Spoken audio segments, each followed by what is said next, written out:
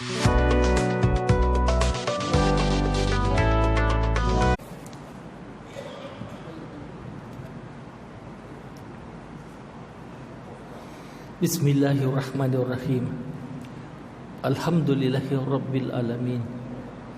Allahumma shalli ala Muhammad wa ala ali Muhammad. Rabbis rohli sodri wa yassirli amri wahlul 'uqdatam min lisani yafqahu qawli. Assalamualaikum warahmatullahi wabarakatuh.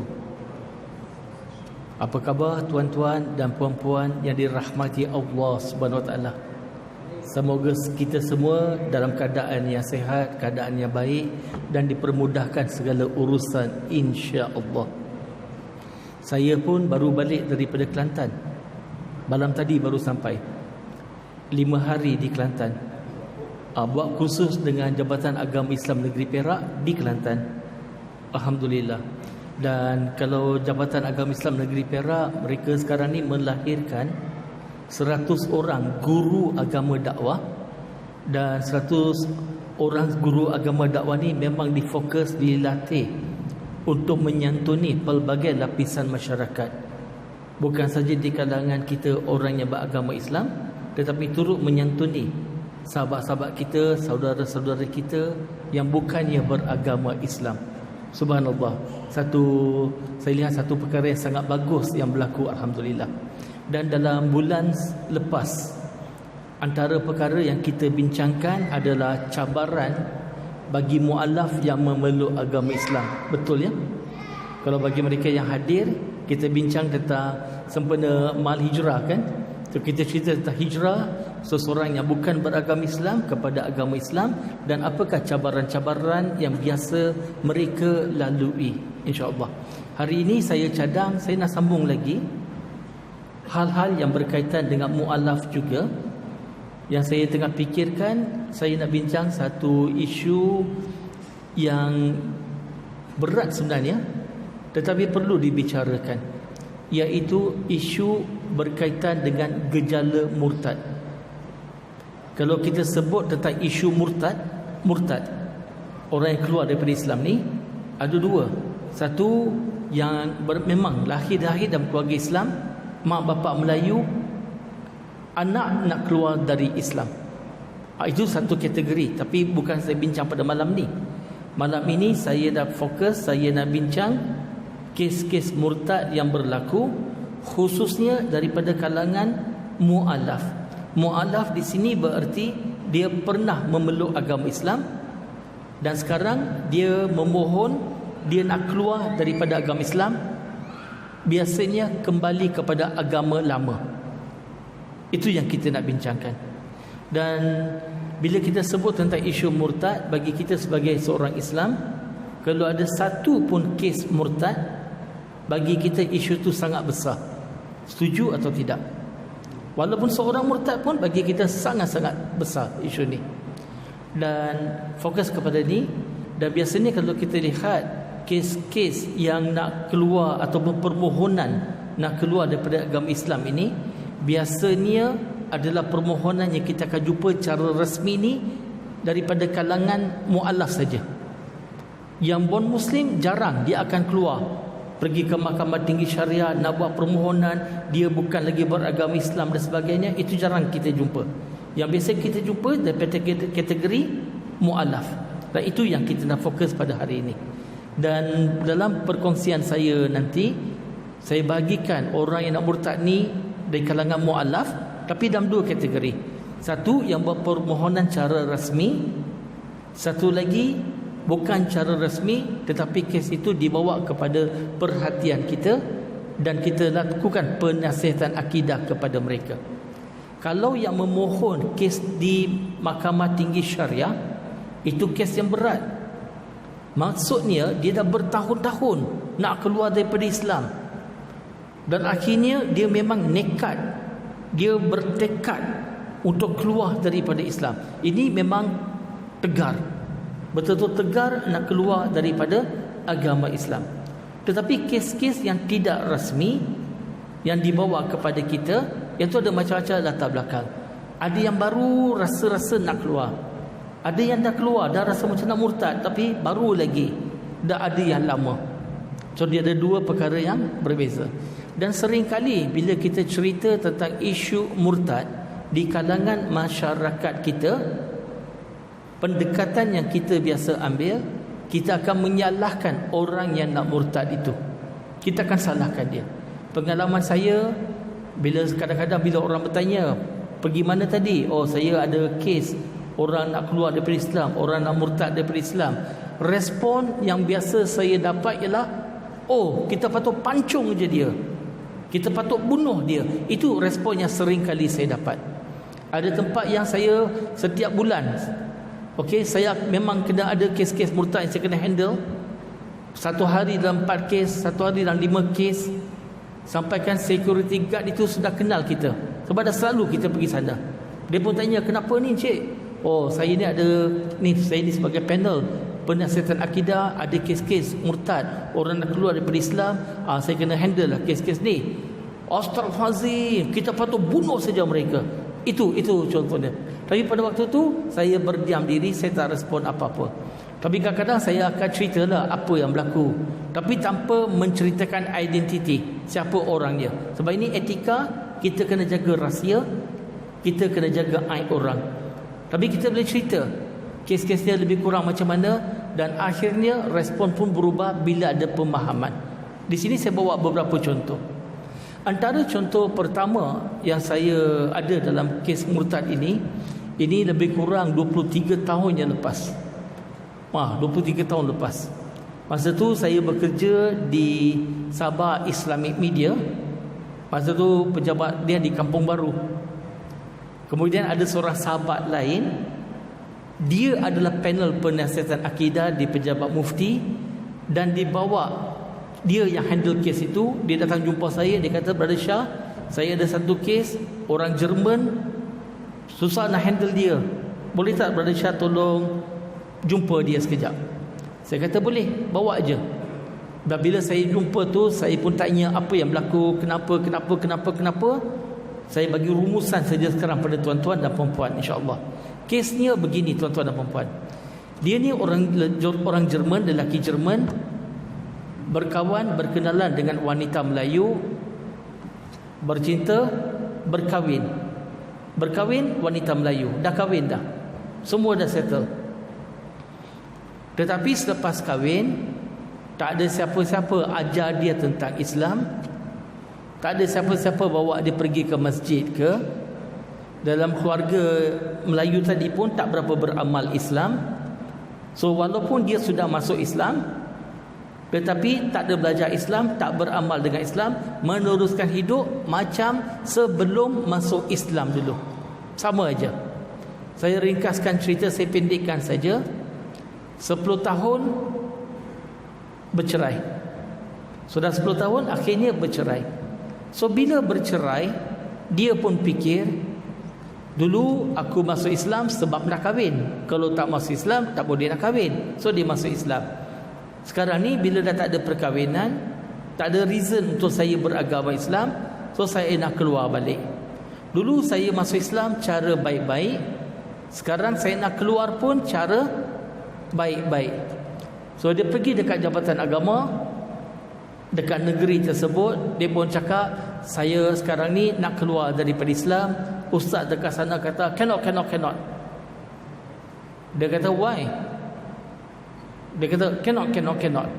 Jawapannya ialah cannot, itu saja. Lepas tu jumpa dengan pegawai lain, dia kata, oh, you must come for the class. So dia kata okay, I go for the class. So dia pergi kelas lebih daripada 10 kali, jumpa. Lepas tu tetap nak keluar daripada Islam, dia orang kata cannot.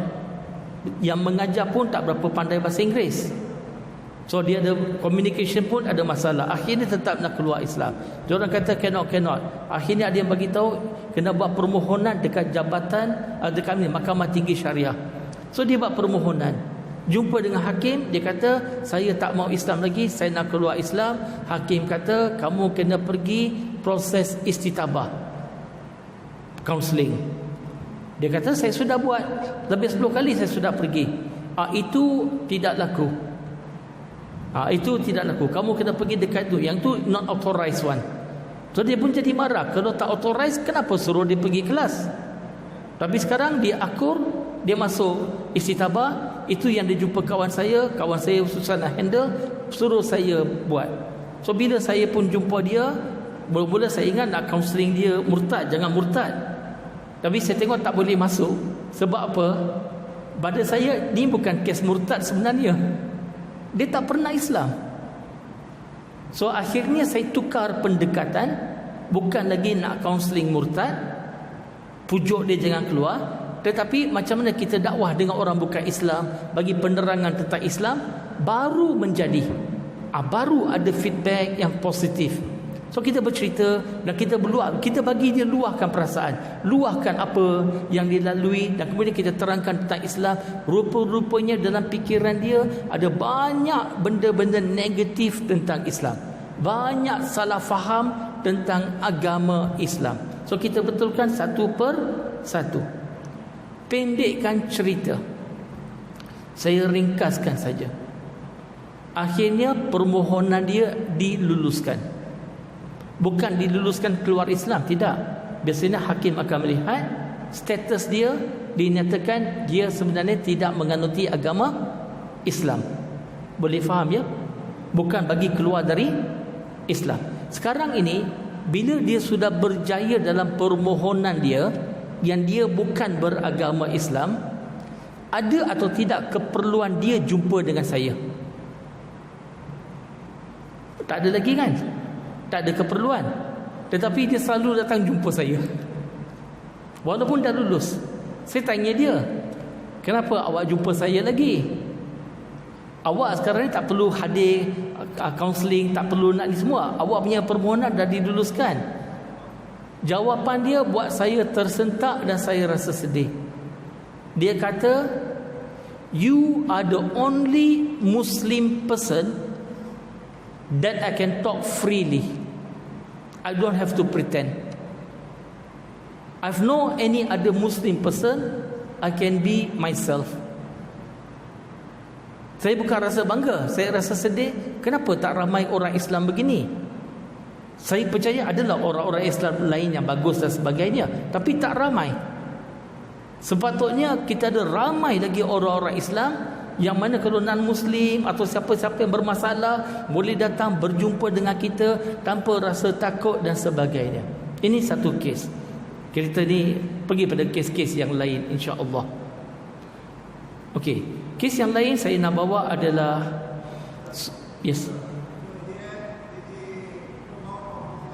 dia pull out from Islam. Lepas tu dari masa ke masa saya akan jumpa dengan dia, cerita tentang Islam, betulkan salah tanggapan dia.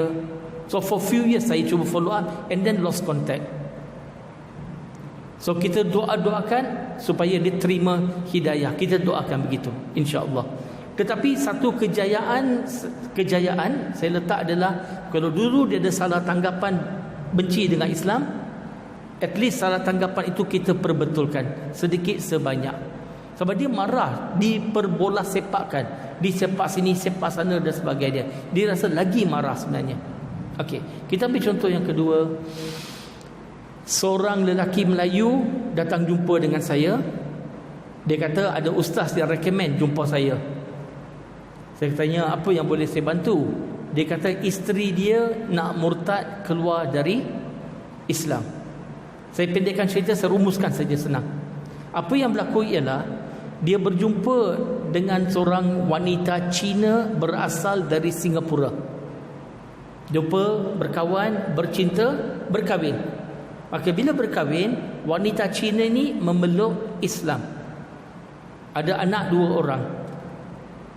12 tahun sudah berkahwin, 12 years sudah berkahwin.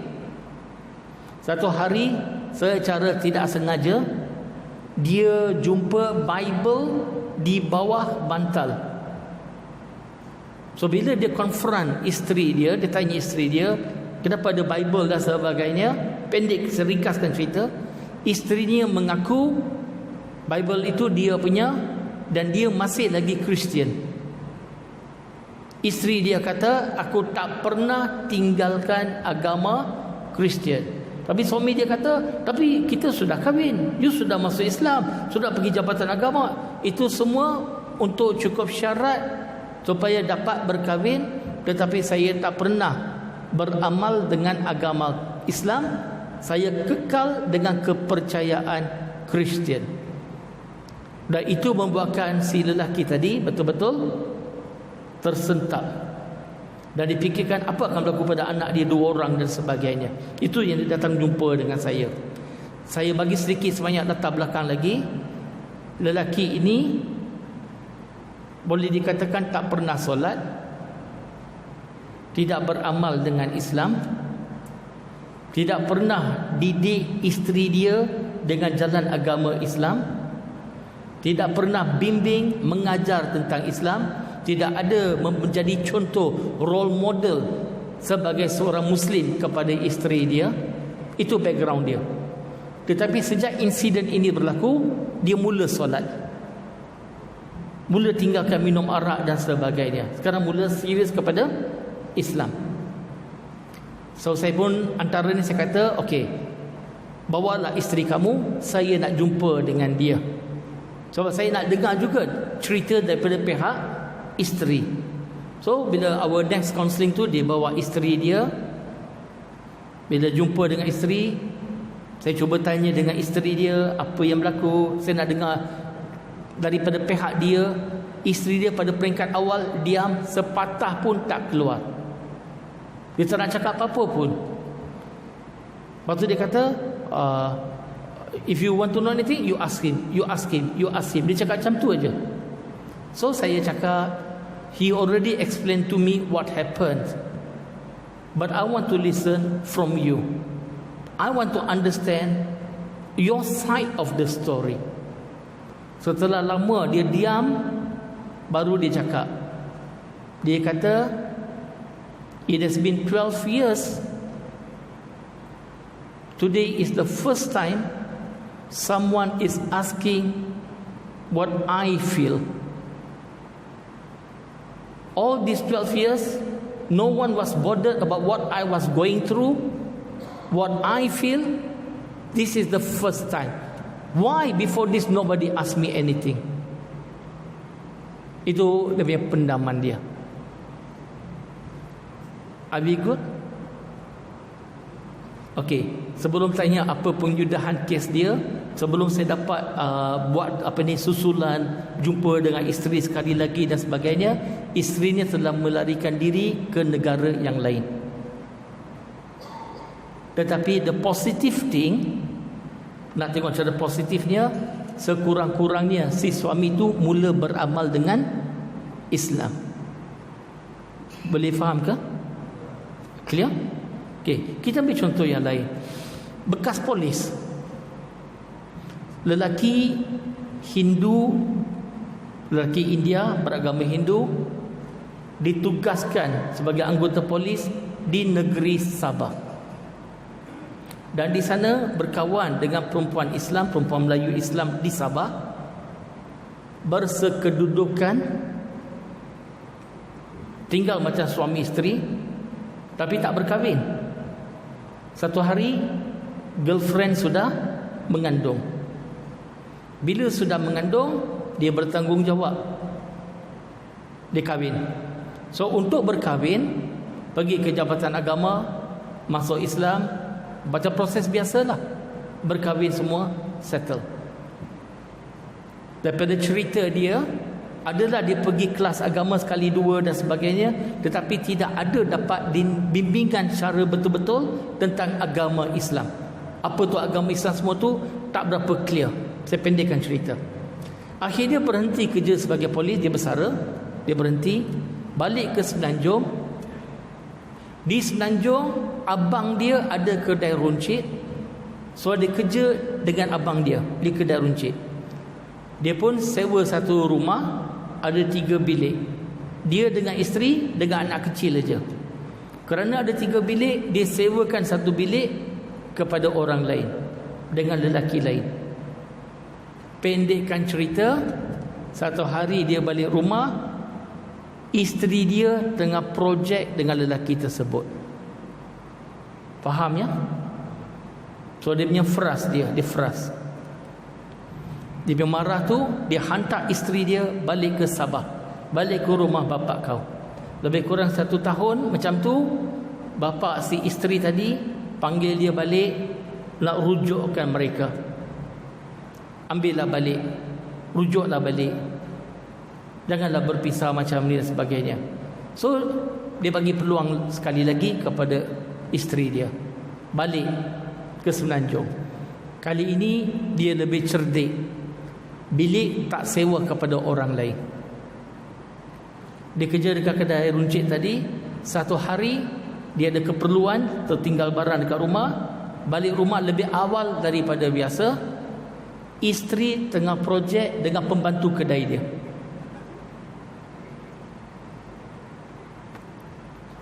So dia punya frust, boleh bayangkan frust dia macam mana.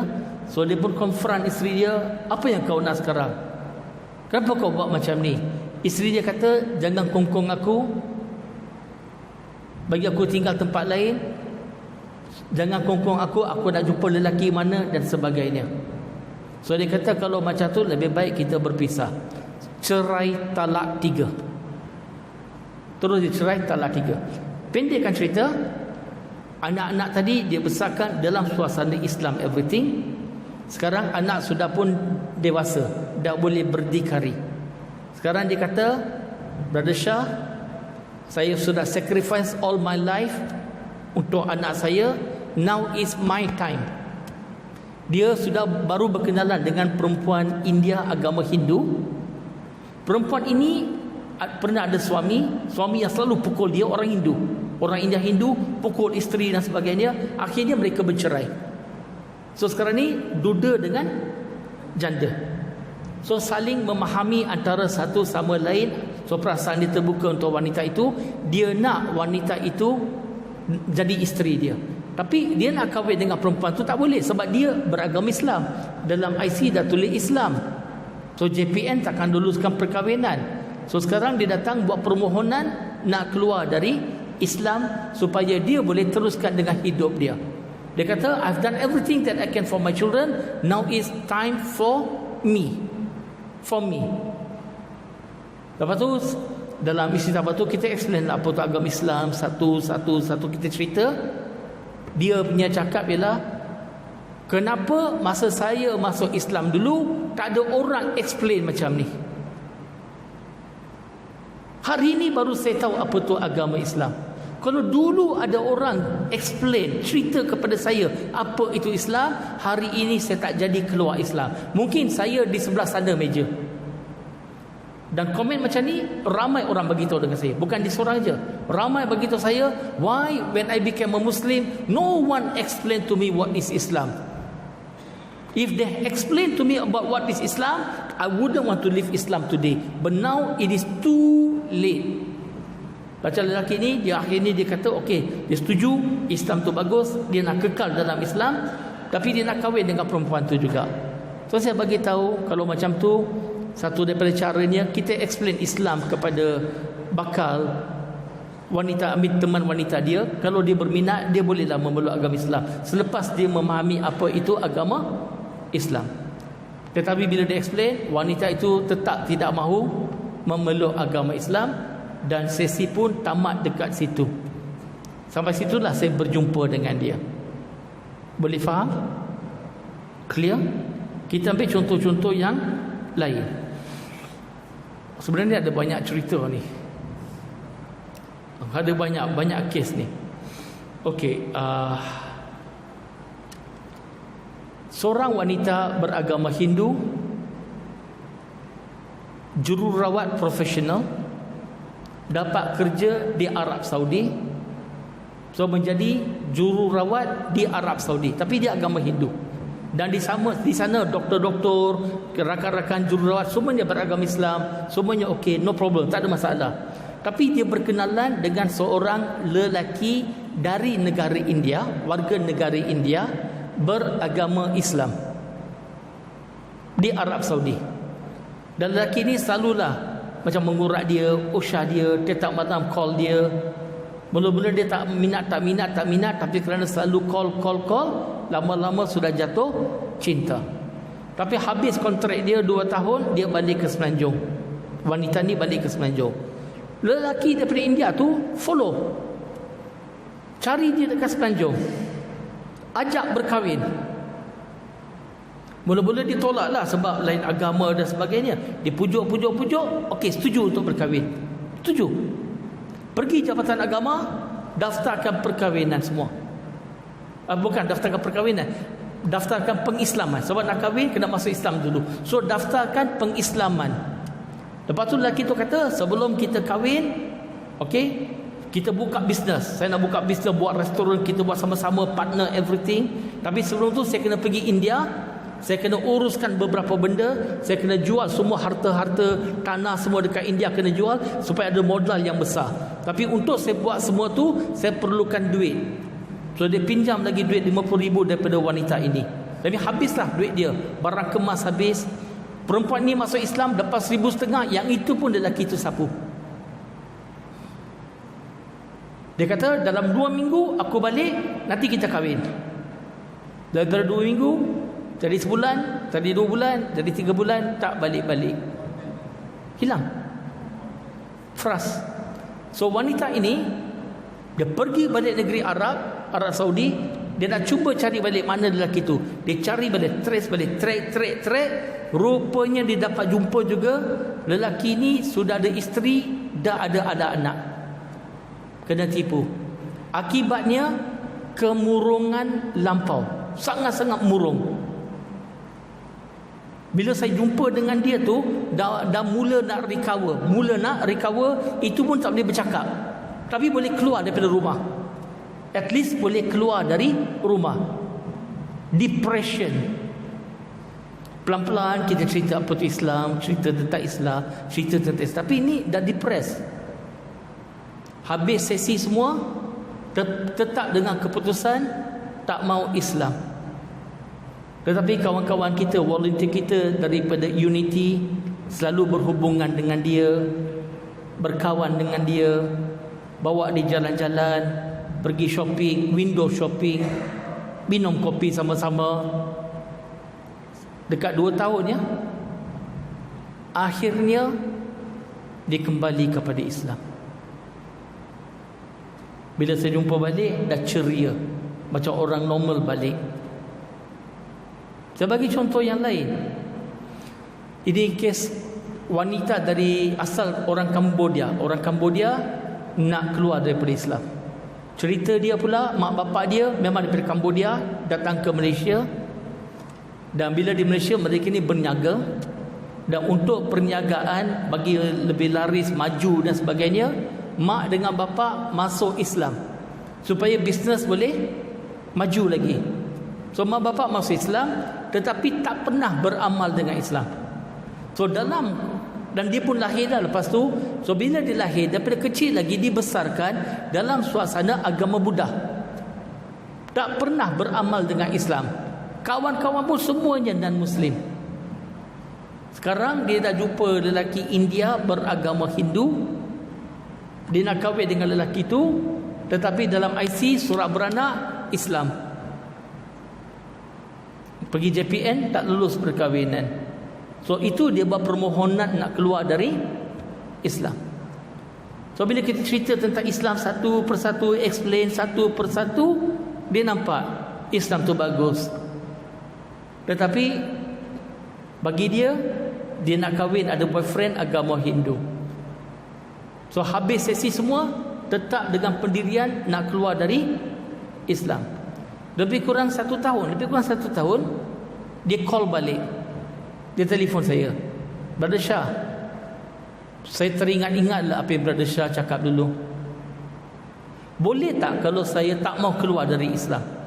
Dalam hati mestilah, suka kan mestilah, boleh. Saya kata boleh, don't worry, saya bantu, saya tolong you. Kalau you nak keluar dari Islam, you don't worry, I will help you. Dan kita bantu dia dan sebagainya. Tapi dia kata dia ada boyfriend agama Hindu. Dia pun sayang juga dengan budak tu. Saya kata don't worry, if you want, you bring your boyfriend to meet. Let me explain to him what is Islam, and let him decide whether he want to be a Muslim or not. So pendekkan cerita, dia bawa boyfriend dia datang ke KL. Dia daripada negeri lain ya, dah bawa ke KL. Masa tu saya ada program di Masjid Wilayah Persekutuan. So habis program tu, jumpa dengan boyfriend dia. Dia orang datang tu jumpa dia. So jumpa boyfriend dia, explain tentang Islam satu-satu. Dia ada soalan, dia tanya, kita jawab satu persatu. Pendekkan cerita, selesai semua, boyfriend dia setuju untuk memeluk Islam. Tanya dia ada paksaan ke? Tak ada paksaan. Masuk Islam ni dengan kerelaan sendiri. Dia kata dengan kerelaan sendiri. Bagi tahu dia bila sudah memeluk agama Islam, tak boleh nak keluar balik. Dia kata saya memang terima agama Islam. Saya kata alhamdulillah, kita Islamkan dia. Selesai. Kemudian dia nak belajar, dia nak ulang alik daripada negeri lain, dia memang jauh. Nak ulang alik untuk jumpa saya semata-mata nak belajar. Saya kata tak apa, saya akan recommend you orang lain dekat negeri itu, you boleh belajar dengan dia. Dia kata tak nak, I only want to learn with you brother Shah, I don't want anybody else. Sebab mereka tak percaya dengan orang lain kan. Dia dah jumpa kita, dia trust kita. Saya kata don't worry, this is also my student. Nanti dia akan jaga you baik-baik. Don't worry. Pujuk, akhirnya dia setuju. Saya kata you don't need to learn, at least you meet this person one time, just meet only. So dia jumpa, dia rasa selesa, semua okey. Saya pun dah bagi tahu student saya macam mana nak handle semua. Alhamdulillah, belajar.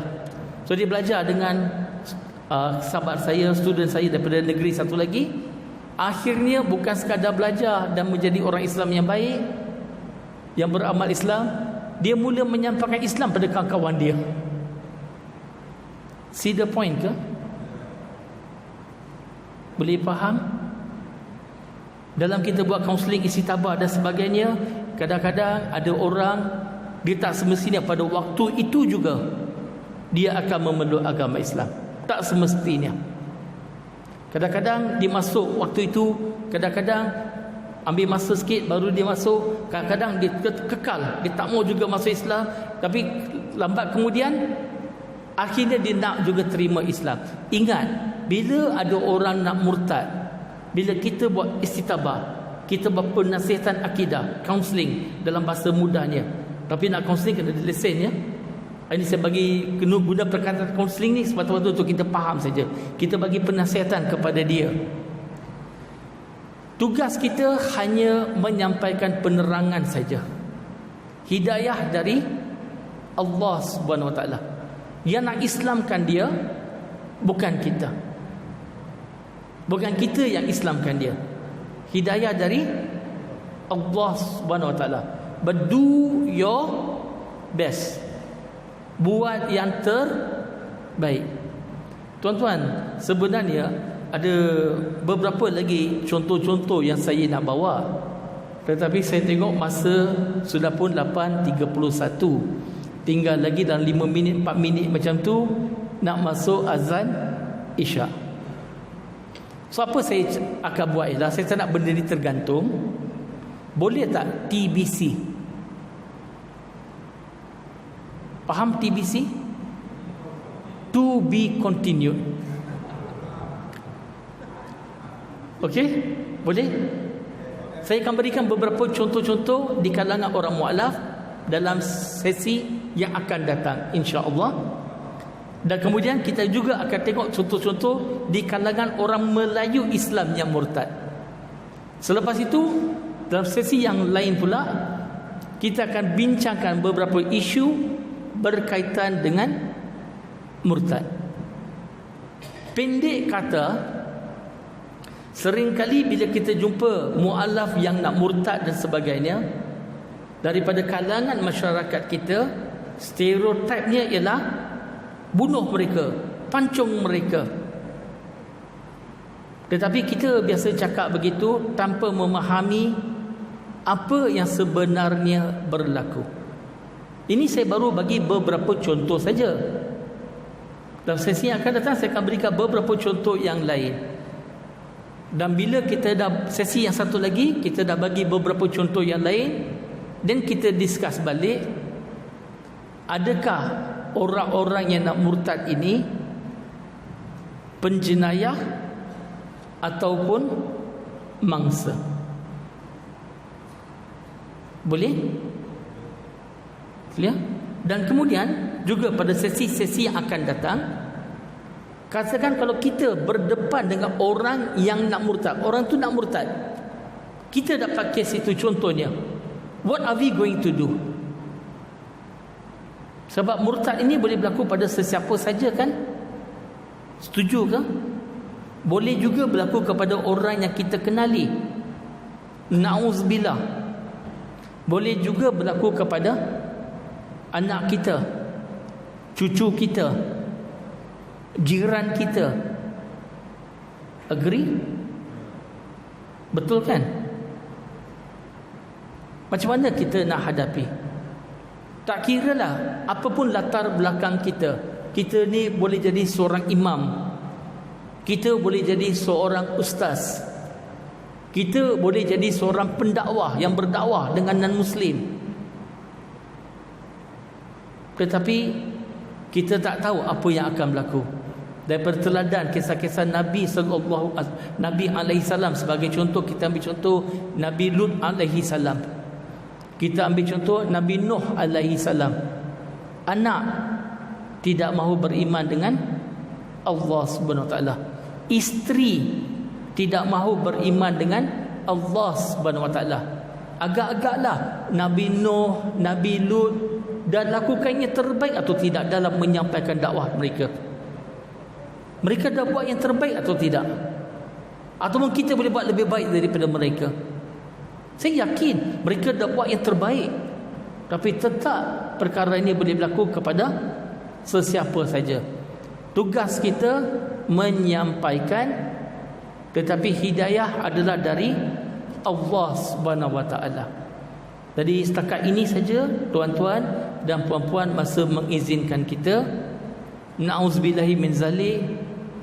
Semoga orang yang kita sayangi terpelihara daripada ujian, keluar daripada agama Islam, insya-Allah.